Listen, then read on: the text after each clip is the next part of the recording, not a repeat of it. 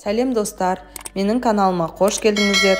Жаңадан салған рецепттерді жіберіп алмас үшін міндетті түрде каналға тіркеліп, лайк басып, комментарий жазуды ұмытпаңыздар.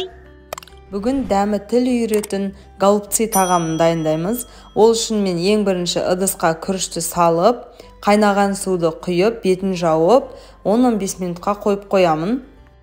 Енді қазанымызды жақсылап қыздырып, күнбағыс майын құйып, ең бірінші етімізді жақсылап қуырып аламыз. Қуырылғаннан кейін үстіне пиязымызды саламыз. Пиязды да жақсылап араластырып, аздап қуырып болған соң сәбізді саламыз. Үстіне аздап, дәміне қарай тұз саламыз.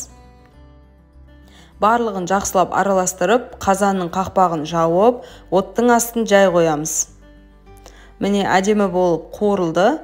Енді осының үстіне картобымызды саламыз, және де аздап томат соусын саламыз. Сорпамыз тез қайнауы үшін қайнаған суды құйып, газдың астын жай қойып, қазанды жайлап қайнатамыз. Енді тәтті бұрышымызды ортасындағысын осылай алып тастап, жақсылап, тазалап дайындап аламыз.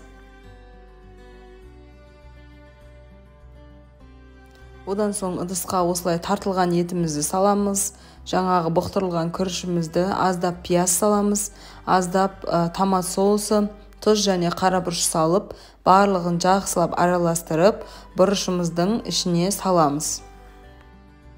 Қасықпен салсаңыздар да болады, мен үнемі осылай қолмен салғандықтан маған ыңғайлы. Міне барлығын толтырып алдық. Енді жаңағы қайнап тұрған сорпамызға осы бұрыштардың барлығын салып шығамыз. Бұрыштарымыздың барлығын салып болған соң, отты пәсейтіп, қазанның бетін аздау ашық қалдырып жауамыз. Одан кейін жай отта 1 сағаттай қайнататын боламыз. Міне біздің тәтті бұрыштарымыз әдемі болып қайнап, дайын болды. Енді бұл бұрыштарды бірінші тағам ретінде сорпасымен бірге қосып берсеңіздер де болады. Немесе екінші тағам ретінде тек қана тәтті бұрыштардың өзін ғана салып берсеңіздер болады. Өте дәмді тағам.